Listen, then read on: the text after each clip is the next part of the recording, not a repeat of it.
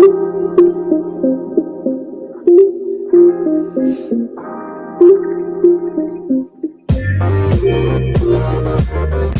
to the Wolverine Digest podcast, the best spot for objective and authentic coverage of Michigan athletics. If you want open dialogue, honest opinions, and in-depth coverage of the maize and blue, this is the podcast for you.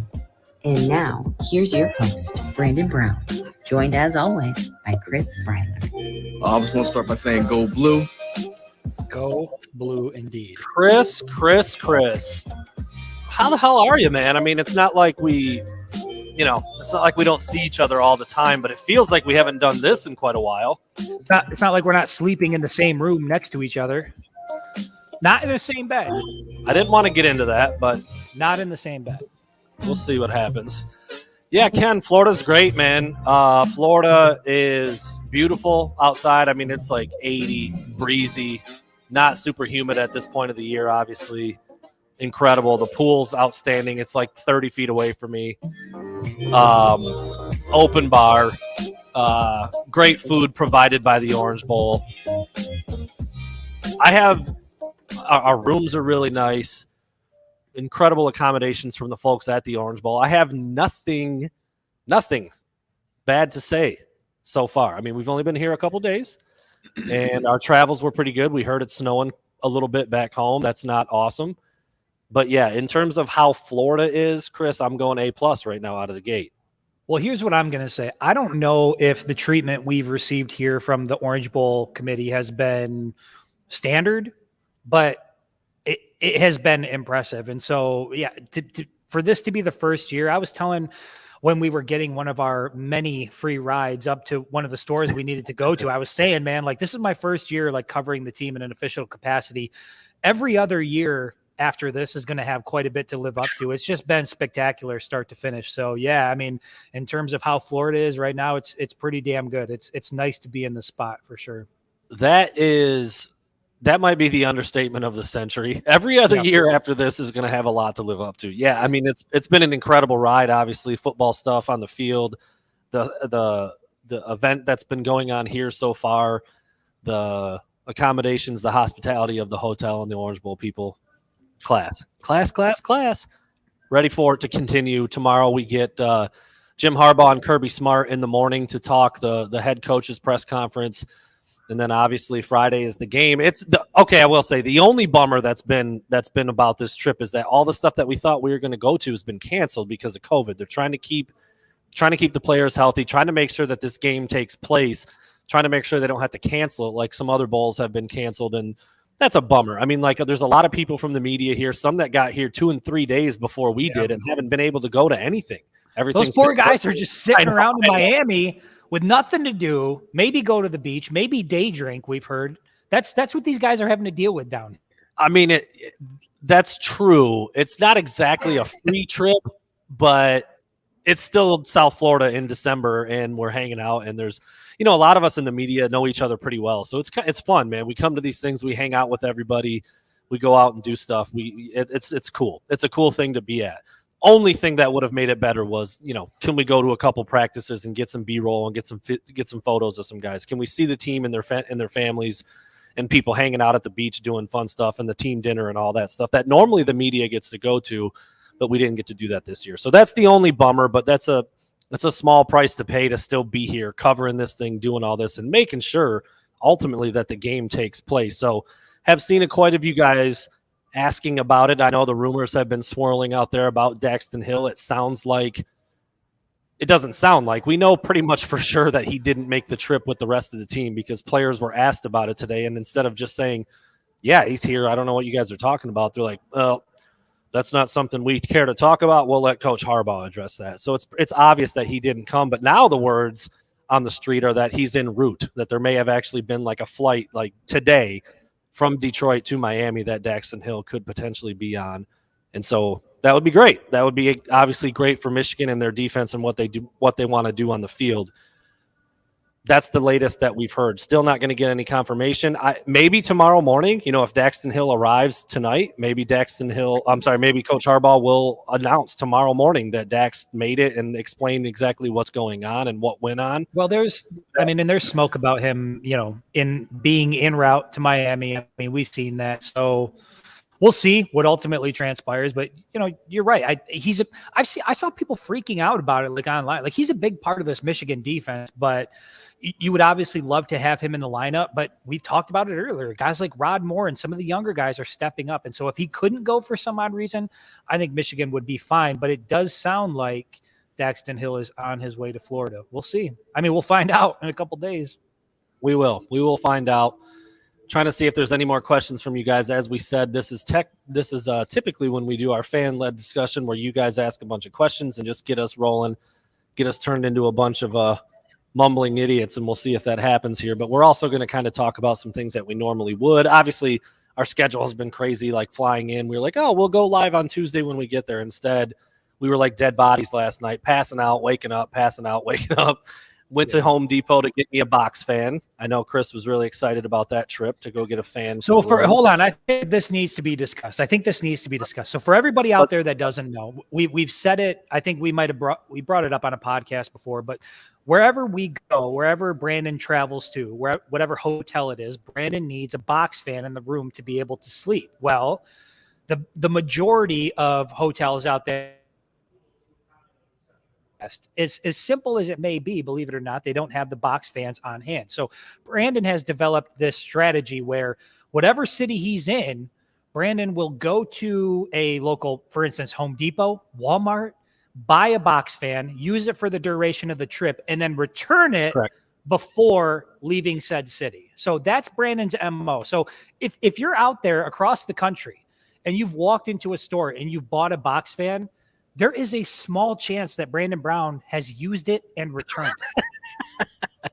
That's actually factually true. It's a small chance. It's a very small chance, but a chance nonetheless.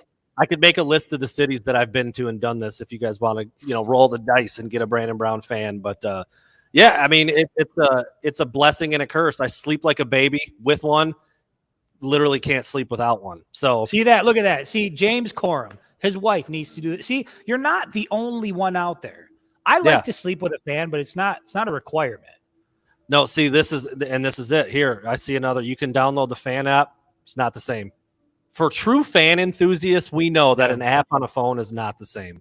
See, my wife brought that up earlier. She's like, why doesn't he just take a noise machine with him? I'm like, I think it's like the actual blades spinning in the atmosphere. Yep, I need the blades. I need a little bit of air movement. I like to feel that. Anyway, so we did that. Got up today, press conference today with 8 Michigan players. So that was a lot. But they all, I think it was 3 defensive guys, 4 offensive guys, and Jake Moody. And we've been putting some stuff up on that throughout the day at WolverineDigest.com. So you can check that out whenever you would like. Dude, you're getting a lot of fan love, by the way. A lot of fan love. Fans a requirement. Get this guy a fan sponsorship. Our bedroom, the fan spends 365 days a year. All right. Yeah. I love it. I like the Lasco sponsorship idea from Cody. That's dude. That's wrong. Could you rock like Lasco brand? Absolutely. Brandon Brown, Lasco brand? Absolutely. I don't know that the general public is ready for that relationship, but they might need it.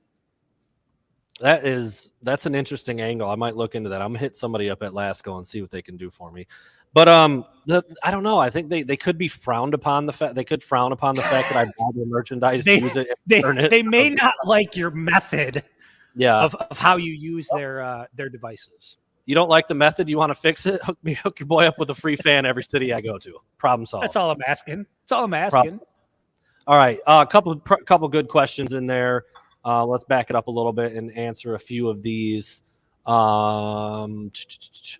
Okay, I'll put this. I'm not maybe not answer this one specifically exactly, but the backyard blacksmith. Would it be better to not have Dax in early in the game if Michigan has come up with a Georgia specific concept that he hasn't been able to run with the team? I don't think so. I just not at this point. I mean, at this point, he would have missed a handful of practices. You're talking about one of the most naturally talented, gifted athletes on your team. Rod Moore's been fine, but he's still a true freshman, and he hasn't done these kinds of things for very long. If Dax can play, you play him instantly, and he rarely comes off the field, just like you've done all season. So it's not a horrible idea, but and personally, I don't think they would have changed much at all. Like you start preparing for life without Dax, and then if you get Dax back, then he's back in there, and that's what you do. I mean, I don't know, Chris. That's what I think they would happen, right? It's got to be. Yeah, I think at the end of the day, you would always rather have him in there. And I think you make a good point that the type of athlete he is and how involved he's been in this defense, I don't think that there's going to be sort of any issue if he's missed 1 or 2 practices in terms of getting up to speed. I think you would rather have him out there. But again, I go back to the fact that, yeah, it's a pretty big loss if you don't have him, but you have some other guys out there that can help supplement that loss. And I just don't view that as something that's going to be the difference maker in the game. I think Michigan on the defensive side of the ball, you still got Aiden Hutchinson, you still got David Ojabo, you still got the guys up front, you still got, Josh Ross at the linebacker. But you've got leaders out on the field enough to get the job done. And so, again, would love to have him there. If he's not, I don't think it's going to be a big deal. But again, sounds like he might be. It sounds like he's going to be. And I mean, you talk about a trio of guys in Brad Hawkins, who's played 1 million games, right? The most ever in a Michigan uniform. Which is crazy. And then RJ Moten, who's been very, very solid this year. And then Rod Moore, who's been really, really good and a big surprise actually as a true freshman. So yeah, I'm with you. I'm speaking for Chris too, because I know he's saying the same thing. We're not saying like, who cares if Dax doesn't play? He's not even that good. He's really freaking good. But I think Michigan's defense is good enough and sound enough, and Mike McDonald has prepared these guys well enough throughout the year that I don't really know if they miss much of a beat without him. Like, that's kind of crazy to say because he's testing early entry into the NFL draft as a junior. So here's a similar example, and his dad is in the chat right now. Similar example is with what happened with Blake Corum. You would obviously love to have Blake Corum available for the game and able to, but clearly Hassan Haskins and Donovan Edwards were able to carry that load in his absence. And so I think you could say the same about Daxton Hill. You would prefer to have him out there, but if he's not, I think this defense is good enough to make up for it to where it won't be an issue. Well, throw this up real quick since we're talking about Mr. Corum and he is in here. Good to see you again, as always. Ken Berman specifically asked how that's not the question I was looking for. It wasn't. I clicked on the wrong one. He said hi first. He said, "Hey, Ken." He said, "How you doing? How you doing?" How is Blake feeling about the game, Mr. Corum? If you want to chime in very quickly, we can throw up a response. But I will first field it a little bit. We talked to Blake early in the week when he got here, and he said he's feeling 100%. Coach Gaddis talked about the offense is pretty much at 100%. Across the board, this team is at 100% when it comes to health, which is rare at this time of the year. I guess if you throw Dax Hill in there, maybe dealing with some COVID protocols or whatever it might be, that technically falls under the umbrella of health. But it's really kind of a testament to how bought in everybody is, how well they've prepared, the strength and conditioning, the nutrition, all of that has been top notch this year. And now you're heading into the 14th game of the season and you've got everybody available. Nobody's out, nobody's limited. Nobody's missing any time. And I mean, we saw it with Blake in the Big Ten championship game. I'll throw Mr. Corum's answer up. Says that Blake's feeling explosive and fast. And when you throw on the tape from the Iowa game, he freaking looked it. I mean, he didn't look like he was favoring anything. He had the long run and he looked plenty fast. And now you add 26 days from that game until this game. That's a lot of time to let an ankle get better and get rested and get recovered. So he looked all right running around on the beach. I can tell you that. His mobility looks pretty damn good in the sand. Yeah. So it's really kind of it feels rare. I mean, I'm sure you could go back and find like how many teams are at full strength come bowl season. It's a long, hard season. Yeah. You've got a lot of physical positions on the field, and it looks like Michigan's got its full complement of players. And I actually think Georgia's pretty healthy too. Now that we're on that topic, I'd have to do a little bit of a deeper dive, but I can't think of anybody that plays a big role in their team that they're going to be without because of an injury or because of COVID stuff at this point. Because it sounds like JT Daniels and George Pickens are both available for Georgia as well, when it looked like they may not be. Which bodes well for the game overall, because it started to look like things were kind of trending in like a scary direction there before we got to Florida that, people were wondering if the game was even going to happen. I do think the college football playoff is a little bit different from a regular bowl game where there's going to be more of an emphasis to sort of make this one happen. But you're right. I think the fact that everybody's healthy and given what's going on out there, that there's not huge issues within the team. I mean, it's just even when we were running to go get errands, I've heard that the weather is typically better right now than it is this time of year. So it's all good things down here in Miami. Yeah, I think Blake mentioned that, didn't he? He said, because the players have been asked, like you just left 30 degrees or 20 degrees or whatever it is in snow. And like, what's it feel like getting out here in the heat and humidity? And they're all like, it feels amazing. I feel fast. Great. I feel like I can fly. I'm not wearing long What do you think you're taking them out of like a Ziploc baggie and putting them into an environment they've never been? Yeah. So I really don't.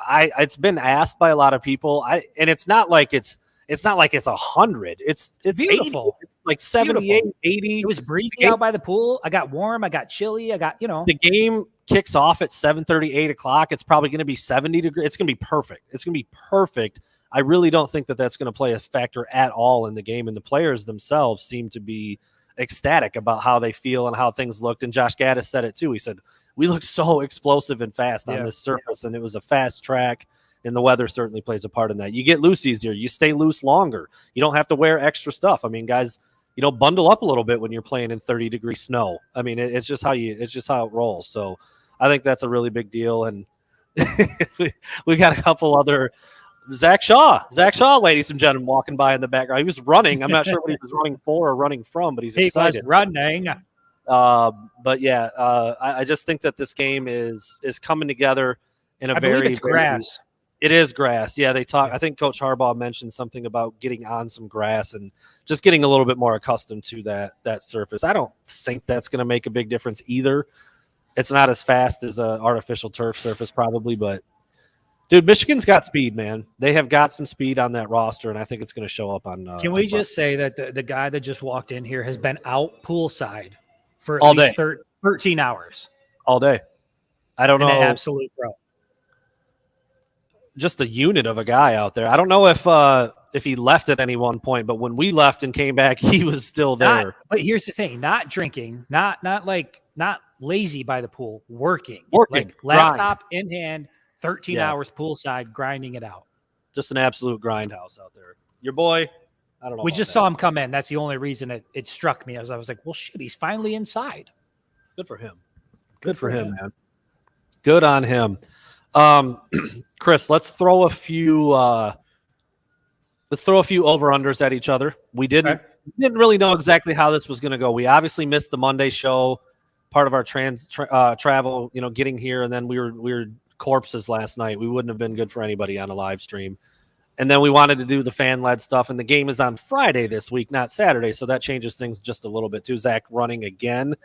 God, he looks good running. That's a runner right there. Can I just say, by the way, you've referenced last night a couple times now.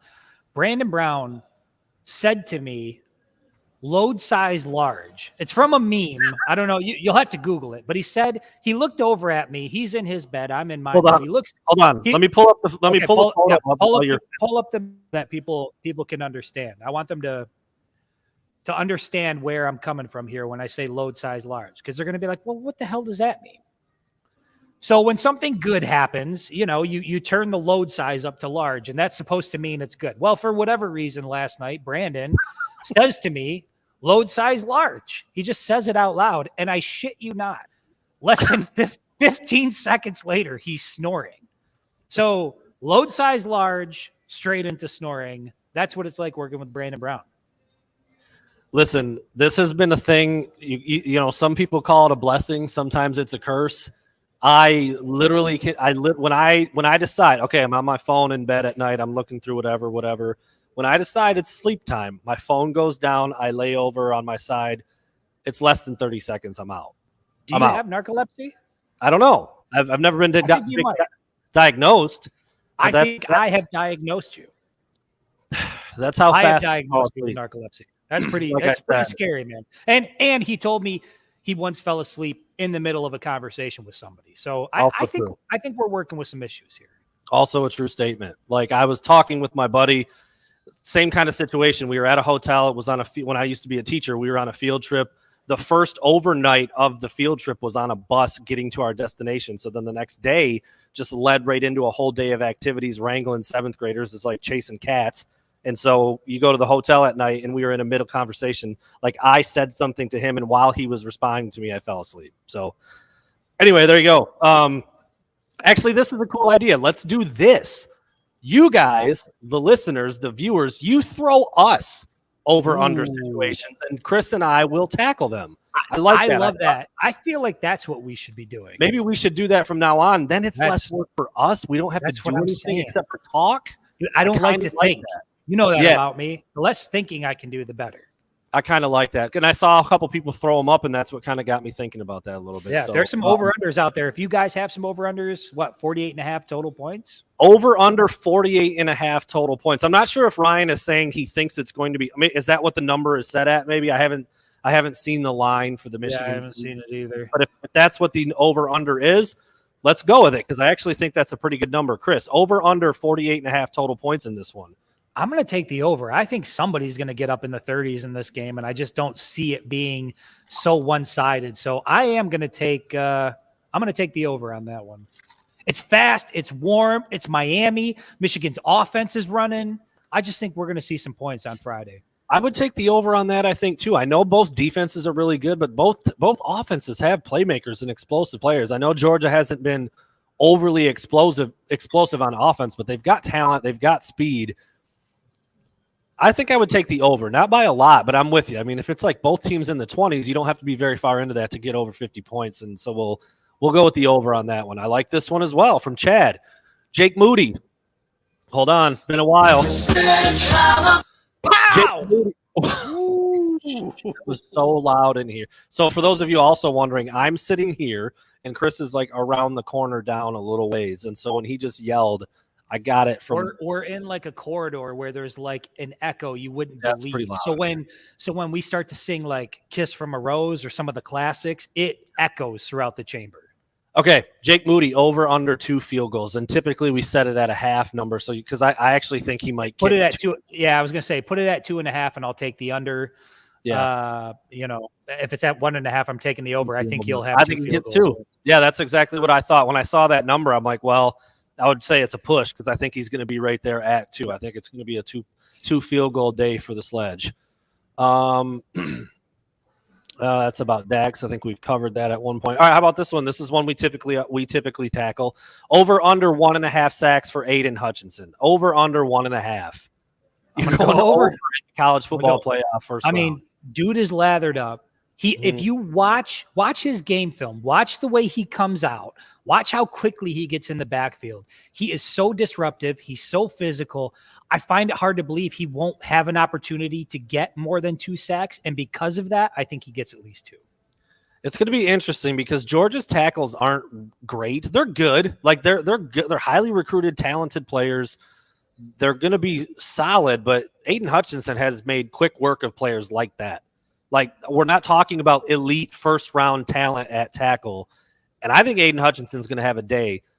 It's interesting to say because Stetson Bennett's a little bit of a squirrel back there. He gets out of there pretty quickly. He doesn't hang around in the pocket. He's got decent mobility. He might scat around a little bit, but a lot of what Georgia does to be explosive in the passing game is play action and deep drops. They're not really like a dink and dunk team, a lot of crossers and stuff like that. From what I haven't taken a deep dive into them, but they're a lot like Michigan. They're a lot like Michigan in the way they stretch the ball down the field. And because of that, the quarterback has to hold on to the ball a little bit longer. So I'm tempted to say the over as well. I think I will say that Aiden Hutchinson will record at least 2 sacks in this one. I mean, it's been so long since they played, but the last handful of games leading up to this one, he has been on a tear. And I don't see any reason why that should stop against Georgia, who's, Georgia's a really good team. They were number 1 for a long time this year. They got a lot of talent, but they're not elite along the offensive line. They're not. And I think Hutchinson could have a big day against them.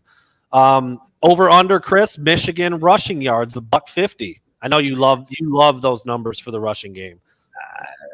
Absolutely over. I mean, I think Hassan Haskins alone might be able to achieve that. But if you've got the full stable of backs, they're just so damn good at that position. And then when you add into, or when you add in the jet sweeps and sort of the runs with AJ Henning and things like that, I think, I would say Michigan gets north of 250 pretty easily. I think 150 is pretty conservative. Dude, against it's this vaunted Georgia defense against the run. Warm weather, athletes. They're hungry to get at it. You saw that dude on the video we watched in the Uber on the way. Michigan is about to get in that ass on Friday. So, yeah, north of 150. That video was classic. I will say north of 150. I wouldn't say north of 250 like you just did. So we're a little far apart on that. But you also wouldn't have said the W against OSU. I mean, come on. Boom! Boom! Did you say they were going to win? Yeah, I might have been the only one in the Michigan media that picked Michigan to win. No, you didn't. Did you? Go check the tape. I said, here's word for word. I said, I think that defense is going to come out. They're going to put CJ Stroud on his ass, and Ohio State's never going to recover. And guess what happened? Yeah, something like that. Something like that. All right, I would say over 150, not over 250, even though that was a mistake. Try to double cup it, dude. Got Richard Riggs, Clay Hunter, my boys coming through, backing me up. I like this one too. I was going to see if it was in there because I think it was somebody mentioned something about the sack numbers. Oh, CJ Frazier, you said JJ's plays but didn't give us a number, so I'll combine yours with Mike here. Number of snaps for JJ over under 7.5. It's a good number. That's a good number. I will take under. I'll take under on the 7.5. I think you'll see. The thing is, if they were playing him, like if when he came out, he was getting a series, then it might be different. But it's so sporadic the way they use him. He will literally come out for a single play. And even if it's a great play, he'll come right back off the field. So I think 7.5 is a little bit tough. I don't see him getting to 8. I think it'll be somewhere maybe around 4 or 5. You know what? I'm going to say over, and I think it's because we're talking about 3+ weeks of working on some new things and some new wrinkles on offense against this very good Georgia defense. I mean, I was talking to some people about it earlier. Like, I think Michigan has a phenomenal chance to win this game, and I may even pick them when that time comes in a day or two here when it comes to our predictions. Like, I think Michigan's built in a way to beat this Georgia defense. But they literally have enough players on their team that Michigan recruited very hard to field like a starting 11 on both sides of the ball. Yeah. They're talented, man. They are really talented. And I think if you think you're just going to go in there and just do what you've been doing all year when you have this extra 3 weeks to prepare and get ready for some things, I think that would be a mistake. So I think because they've had some time to work in a few wrinkles here and there, I think J.J. McCarthy, his nickname should be Mr. Wrinkle. Like, he needs to be a wrinkle in this game, and because of that, I think he'll play more than that. I don't think it's gonna be a lot. Like, I don't think we're going to see like multiple series all of a sudden. I don't. What's his high on the year? Do you know what his high is on the year? I could pull it up. I think it's like 10 or 11. No, I think he's played more than that, but it's kind of in the NIU, right? There was the NIU, right? Correct. If you look at some of the games that were a little bit more competitive, or like the Big Ten schedule only or something, it might be around 10 or 12. I'm not sure. I'd have to look back, but it's not been a lot. I mean, we've talked about that all year. Like, how they've used them has been a little strange, but obviously it's worked, and we'll see. But I think it's going to be north of 7.5 on Friday. I like this one too. Michigan's defense over under 1.5 forced turnovers. So are they taking it away a couple times or are they not? I don't think so, man. That's the one I will take under. The only way I don't think it's going to come in the form of an interception. I think it's going to be the result of David Ojabo or Aiden Hutchinson getting to the quarterback, the whole sack fumble strip sack sort of deal. I think obviously it would be ideal if Michigan was over, but I just think they're going to be under on that. I think Georgia's going to take care of the ball. Maybe Michigan might be able to force a fumble, 1 or 2 here and there, but I would put it at the under. I think it's over. I think they're going to pick off Stetson Bennett. I think they're going to get to him. He's a smaller quarterback. I think you could see a tip ball up in the air type of deal. Or I do think Michigan's going to be able to get pressure on him, and I think he might try to scramble and make a play. I think they'll get 2. I don't think it's going to be a turnover fest. Both teams are pretty good at taking care of the ball. But I think they get 2, and so that would be over by a little bit. Not a lot. Like I said, I don't think it's going to be a real sloppy, messy game, but I do think they will force at least 2 turnovers on that. Over-under is 45.5 at another play. Yeah, so I don't know. Depending on where you've seen or where you've looked at, maybe it got to 48.5 at some point. I haven't seen that number. So anyway, that's a pretty good – that's still a pretty good number, 40, 45, 48, somewhere in that range. What else? Lots of comments from you guys. Really, really appreciate that. As always, the interaction is outstanding. Makes it good for a good night for us here as we go through things. For DE from YouTube asking how tall Stetson is, I pulled up his stats. They got him listed at 5'11". So yeah, he's not, I don't think he's even. I was going to say he's not even 6 feet tall. I mean, your boy is almost. I'm like 5'11 and a half, and I'm not shit. So yeah, 5'11", not super tall for it. I mean, he was a former walk-on. That's what former walk-on quarterbacks look like. They're a little undersized and don't do anything that well, but does everything pretty well. That's Stetson Bennett. I mean, there's back and forth about. I would take Cade McNamara all day, every day in this game, and that's not been the case in a lot of matchups this year. So, I mean, I think that gives Michigan a decided advantage in this one, especially when you talk about the pass rush they have. Hold up, timeout. I saw in the comment section, it looks like my son is using my mother's Facebook to say hello. So I just want to say a very, very special hello to my son Sullivan, my daughter Sylvie, my wife Chantal. I know my mom Sandy is over there. I love you guys. I miss you guys. Can't wait to see you. Where's that at? Is it what's the time? It might be down a ways. I just saw it pop up. Okay. Yeah, I'm still looking at comments from 4 or 5 minutes ago trying to get through some of these. So we'll see if it pops up here. I can throw it up and give him some love real quick. Yeah, obviously Chris and I both left our families in the dust to come on down here, but I don't know. I know you've been on the phone with the wife a few times. I called. We're plugged in. Sullivan, it's again, if people didn't know this, both of our sons are named Sullivan, which is wild. Weird. We didn't even know each other, obviously, when Chris's son was born, 7 years ago, right? He's 7 now? Yeah, 7 years old. That's so crazy. But anyway, my son likes hanging up on me more than he does talking to me. He loves hitting the red button. So every time I call and do like a FaceTime with my dad, who's watching Sullivan right now, my mom and dad, he just wants to hang up on me. So anyway, he's 2. He'll be 2 in a couple weeks. And love him, love my wife, love my parents. They're all making this trip possible for me, and your family doing the same thing. We're down here just being pros, and they're back there doing the hard labor. So we really appreciate that. It's looking for another question. I saw a lot of over-unders coming in. There should be. Well, a lot of them were repeats. A lot of them were repeats of other things that people had asked, or in the very similar ballpark. So I skipped over some of them. So yeah, I'm not ignoring people, but there have been a lot of the similar types of questions coming up. So. We could put this one out there just because it's fun to discuss. I mean, this is one of those really, really hard ones. I think they've only had one here, right? Will Michigan get a defensive touchdown? I don't want to. I'm not trying to insult you, Sean, but you're kind of dumb if you put money on that. It just doesn't happen that much. Yeah, the odds are not in your favor for sure. Michigan doesn't necessarily have a propensity for doing that. Like I said, they've only done it once. DJ Turner's pick 6 against Maryland has been it. I think you're just way smarter to say it's not going to happen. And if it does, you're like, oh, well, that was kind of a fluky thing because it just doesn't happen very much. Let me ask you this, Chris. Let me put you right on the spot. Okay. Just to make this question a little bit more fun. If Michigan does score a defensive touchdown tomorrow, who is it?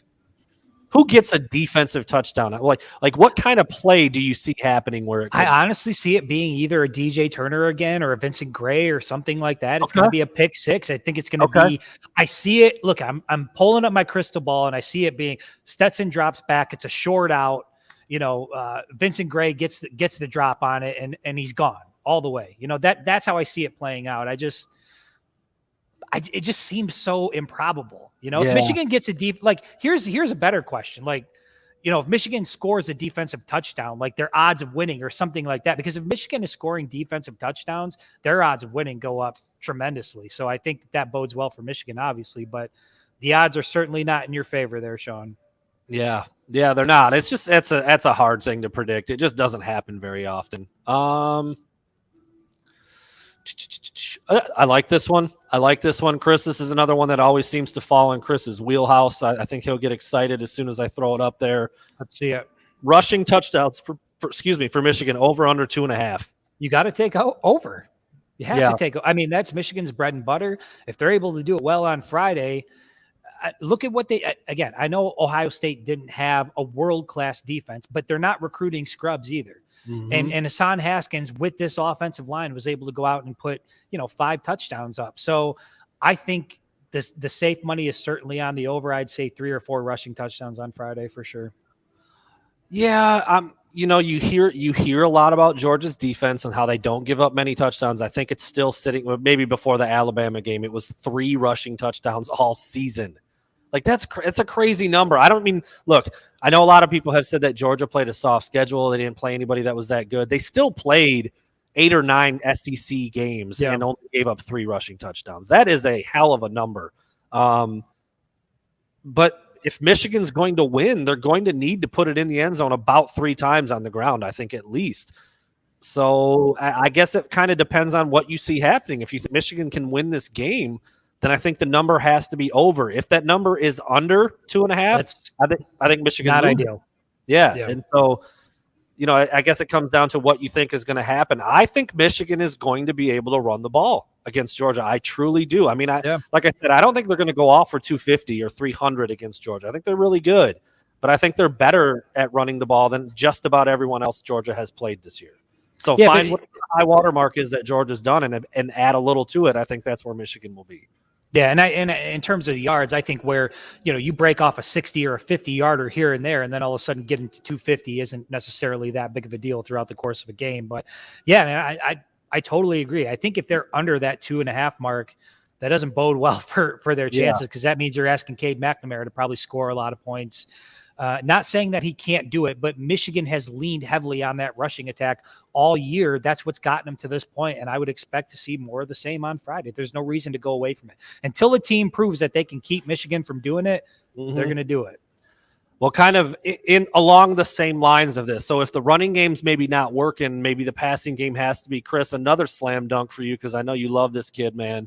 Do we think Andrel Anthony's going to be a factor on Friday? And expand on that as much as you want. I know what you think should happen. Yeah, but what do you see here with this? I think Andrel Anthony is a superstar. I think that kid should be getting a minimum of 8 to 10 targets every single game. You can see the quickness. You could see throughout games this year against Michigan State, one of the toughest games. I know that Michigan didn't get the W, but he shined the brightest on that stage. And I find it hard to believe that an athlete like that can go out and play so well and then sort of disappear for weeks and then come back. I think if Michigan makes a conscious effort to get him the ball, I think he'll have a pretty impressive game. He's one of the best athletes on that football team. You just like him because of how he looks. The number 1, the swag. I love it. Well, of course, the number, the swag, that all plays a part in the talent. That all plays a part in it. It's the whole package. He's got it all. If I'm calling plays, if I'm Josh Gaddis, and I'm not, but if I am calling Josh Gaddis, I'm making an effort to get the ball in the hands of Andrel Anthony if I'm throwing it. I just think he's proven time and time again he's that guy. Obviously, we're not in practice, but from what we can see on Saturdays, he looks pretty damn impressive. Yep. I like this question, Matthew, and it makes me think about a lot of things. It's one of the interesting things. It's one of the things that makes bowls so interesting, because you have a lot of time in a lot of cases to do some new things if you want to. So I find myself asking a lot, like, how different are things going to look for Michigan? Because obviously what they've done has traveled. It has worked well. They're 12-1 right now, and they've pretty much done the same thing every single game. There hasn't really been one game that's been so different where they had to switch up what they do and try to figure out a different way. Pretty much what they've wanted to do every game this year, they've done. So the question, do we think that Michigan will run more tempo to try to gas the Georgia defenders? They haven't played a lot of 4-quarter games. Jordan Davis is a beast, but there are plenty of clips out there with him taking some plays off. Yeah. He's a big boy, man. I mean, when you're talking 350, north of 350, you're not playing 70 snaps a game. Like, you're going to need a blow. You're going to need a break. You're going to need to get out of there a little bit. It's a really good question. I don't know. I don't know if Michigan's going to look at this and say, we want to do something differently because Georgia's just that good that we have to change our formula. To me, that sounds like something that Jim Harbaugh won't do. I could be wrong. But when you're talking about the best offensive line in the country, the top play caller in the country, one of the most efficient offenses in the country, one of the most ball secure offenses in the country, I don't think you want to change very much. And I totally understand the idea, the concept of going fast to wear out that Georgia front. At the end of the day, I just don't know if Michigan's really going to want to change how they do things, because what they've done has worked so well. Well, and tempo really depends on your ability to move the ball. And so I think Michigan's got, they're going to have to find out what they're going to be able to do against the Georgia defense. And if they're not able to move the ball, if you go tempo and you go 3 and out real quick, that puts your defense in a shitty spot often. And so, yeah, I think in theory, in philosophy, that makes sense. If Michigan can run an up tempo and they can get that defense gassed and they can continue to gash them with Haskins and Corum and Edwards, that's an ideal Friday evening for the Michigan Wolverines. But if they're struggling, to move the ball, you're not going to see high tempo because it's going to continue to put the defense in a bad spot, and you can't do that. It's a good point. You're only running tempo if you're moving the chains, and if Georgia's defense is really, really stout. I don't think Georgia's going to shut them down all the way, but this is going to be one of, if not the best defenses Michigan has played. I think whether you think Georgia has been tested very much this year or not, like I said, the talent is the talent. They're loaded. They've got multiple NFL guys on that defense. So they're going to be good. So you're right. If they're not moving the chains and picking up first downs, you can't run tempo. You're not trying to have a 3 and out in less than a minute. So that doesn't work. That doesn't work well for your team. So they're going to have to pick up first downs. They're going to have to take care of the ball and move the chains. If they do that, then maybe we'll see it. But like I said, I think at this point, you trying to reinvent the wheel and do so many things that you didn't do all season just isn't the approach that Jim Harbaugh is going to take. But we'll see. It's a really interesting question and one that it makes sense. I understand where the thought process is to try to tire those guys out a little bit, but I think that's changing a lot of what they do. Chris, you just mentioned him, Donovan Edwards. I'm curious how much we'll see him. This looks like a pretty big number, but I kind of wonder where you're at and if we see some recreation of this, depending on what kind of defense Georgia plays. But over under on Donovan Edwards getting 50 yards receiving. It's a big number. It's a big number. I mean, I'm pretty sure he's only eclipsed that once this year, right? In the Maryland game. Yeah, I'm leaning towards under, not because I'm a hater. I just think it's with the way Michigan runs their offense. I think it simply comes down to a matter of opportunities. Now, if he breaks one off, obviously that's going to be the difference maker. But I think he's going to have 3 or 4 opportunities to get 50 receiving yards. Whether or not he's able to get 50 out of those 3 or 4, I don't know. But what I will say is he'll have the opportunity to get it. I'll take under on the 50 yards. I think I'd have to go under too. Like I said, when he's only done it once all season, that's just not very likely. But you're right, Chris. I mean, dude, you put him out there, he does a little angle route, he breaks a tackle, he could go for 35 on one catch pretty easily. So we'll see. I would say under is probably the safe bet there, but you never know. With a kid like that, he's a playmaker, man. You get him the ball a couple times, 50 yards might not be that hard to attain. I'll talk about it because I talked about it today with Chris. Richard wants to know if Michigan wins the Natty, do I get a tattoo? He's thinking about it. So here's what I'll say. I've talked to Chris about this at length. Chris is a fairly tatted guy, as we've all come I've got them. They're around. Chris, while we're on the topic, go ahead and show off the new art. Well, I don't know if they saw it out there, right? I saw somebody say they wanted to see. Go ahead and stand up. Let's see. Hold on. Let's see. Can we get it? Right? There it is. Can we get it close? So Beautiful. It says Destiny is calling me. I know a lot of people called me out and said, "Hey, that's not enough." We lost your cord. Chris unplugged the cord real quick. I still don't have your back. Your mic's not working now. Did we just derail the whole system? You got me now? Gotcha. Okay. It wouldn't be a show if I didn't screw up the audio. Yeah, we're in Florida. We're in Florida. But yeah, I saw some people were saying, that wasn't enough. There was supposed to be more lyrics. Look, what I said was I would get some of the lyrics of the song tattooed on my body if they won. I feel like I followed through on my end. I think so. I mean, it's fitting. We talked about it. Your first year covering the team. Yeah. The team's run itself. Very fitting lyrics. Enough of a meaning there to be bigger picture than just like Mr. Brightside lyrics. It's cool. I really like the lyric that you landed on, and I think it's fitting for what you were doing and what the season kind of symbolizes. But to the original question, I went with Chris, obviously, today to get the tattoo. We went live for a little bit. We had terrible service there. So he was scoping out the scene. You could tell Brandon Brown is interested. He's like if he shows up to the car dealership, he's not buying a car today, but he's looking. He's in the market. This body right here is a temple. It's pure as the driven snow. That is a lie. So there's no ink. There's no ink on the body. There's no piercings. There never has been. I'm not against that stuff. I've just never felt convicted enough or been serious enough about something to get a tattoo. And I do have, as Chris does, which I think, and this is where it's kind of a cool thing. I think Chris has had a hand in a lot of his own designs of his own tattoos. I am also an artistic person, so I'm really picky about that. I'm not the go into a store, point at a picture on the wall and get that. Yeah, hook me up with that phoenix on my back, dog. Let me get that. I'm rising out of the ashes. I'm not doing that corny shit. Look, DE from YouTube is questioning your temple. He's questioning the temple. What's the question? I mean, take a glance, bro.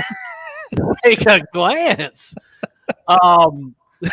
More like an avalanche, pure as the driven snow. Your body's a wonderland. So there's been a part of me for a long time with the tattoo thing that I just am like, I'm picky about it. If I get one, which I don't know if I will or not. I'm 37 now. Do I need to get my first tattoo at this age? I don't know. Whatever.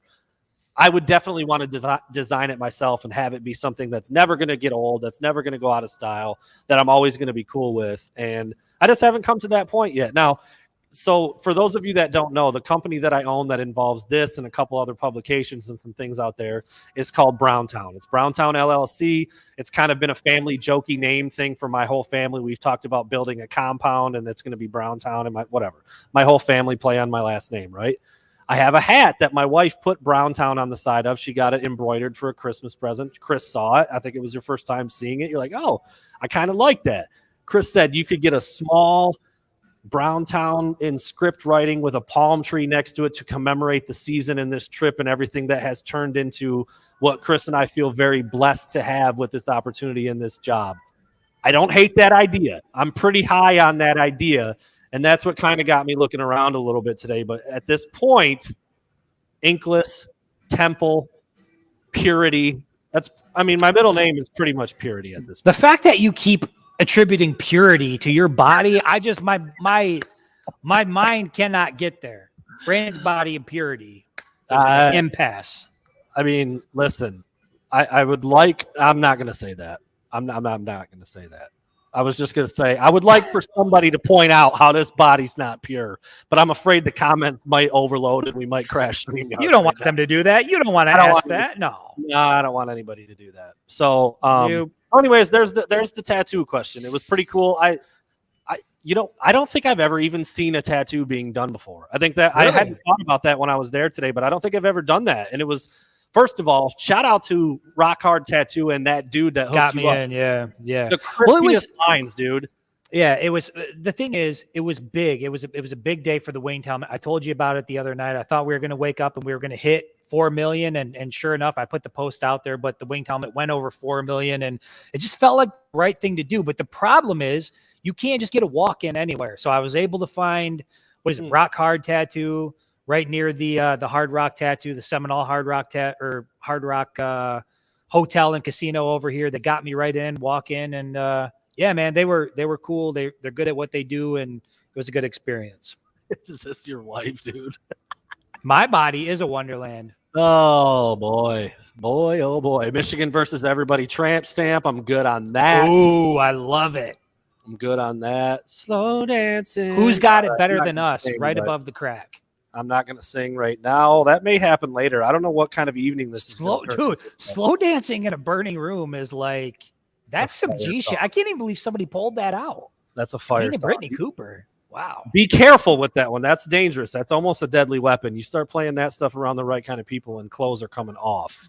Yeah. I've seen it. Take it easy, Brown. Take it easy. So yeah, that was a fun day. Really cool place over there. We walk in, right, and we're in South Florida. Gentlemen at the tattoo stop the Destiny thing.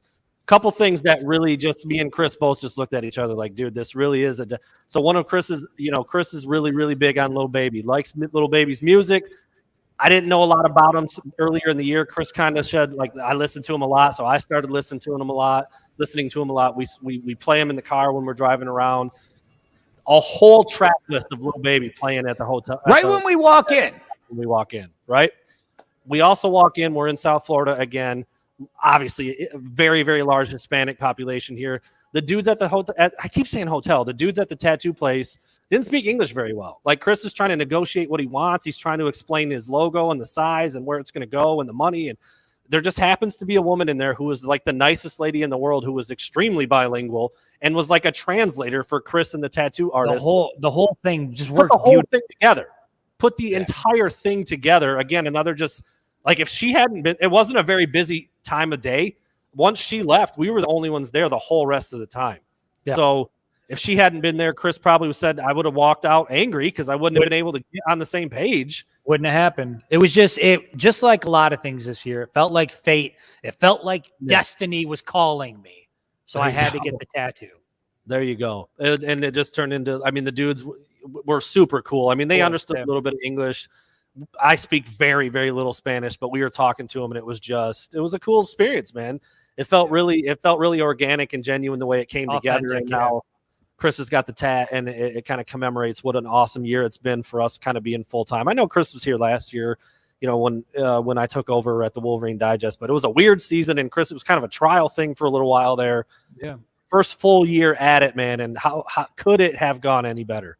Could it have gone any better for you? I mean, honestly. I mean, I can tell you, I created the winged helmet back in 2017, and anybody who, had followed the team, there weren't a lot of fun years there. Like it was a difficult stretch. And so, I find myself often just kind of wanting to pinch myself or remind myself how fortunate I am that not only do we get to do this on a daily basis, but my first year doing this is this kind of experience. And a lot of people will cover sports for a very long time and not get to experience anything like this. And so I feel very, very fortunate. And again, and I say this all the time on the winged helmet, I'm extremely thankful for the people that tune in and that participate in what we do, because if it weren't for that, I wouldn't be sitting here in Miami right now. That is 100% the truth. So I am grateful for it.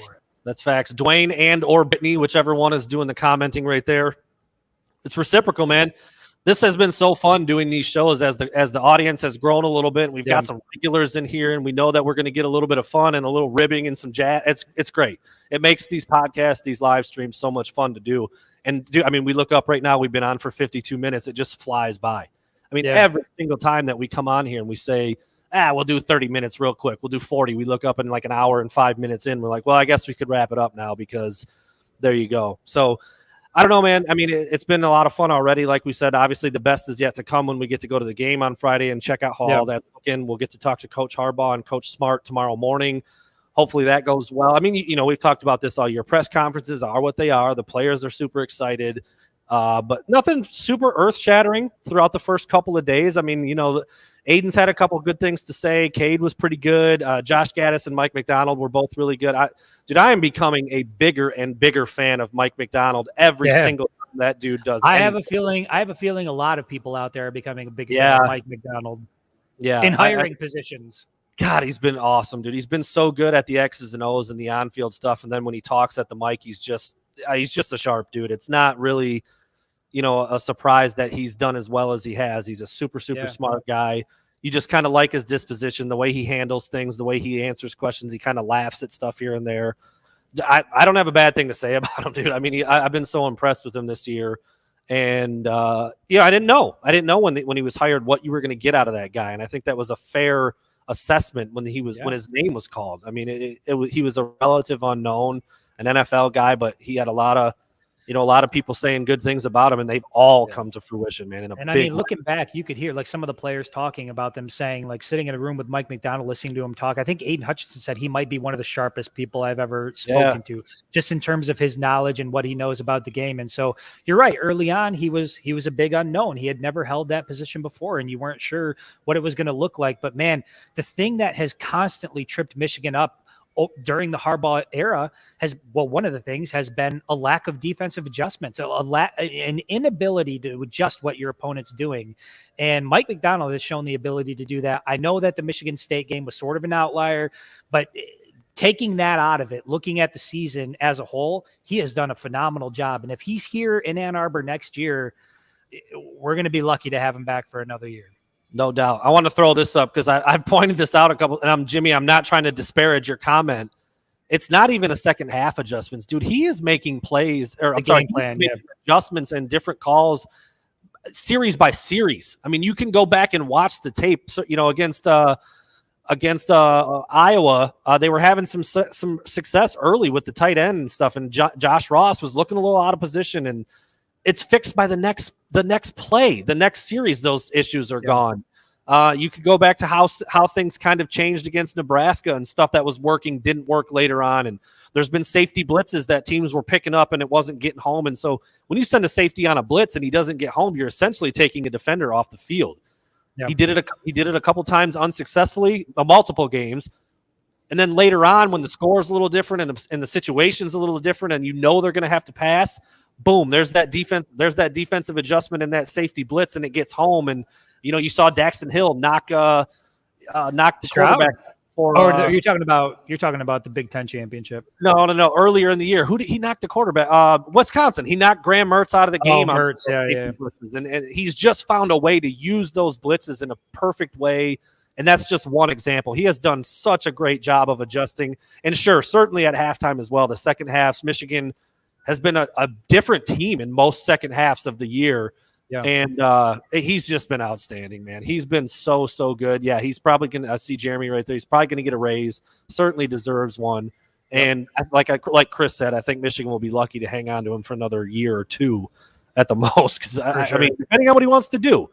He said today, I've always wanted to be a defensive coordinator and run my own defense.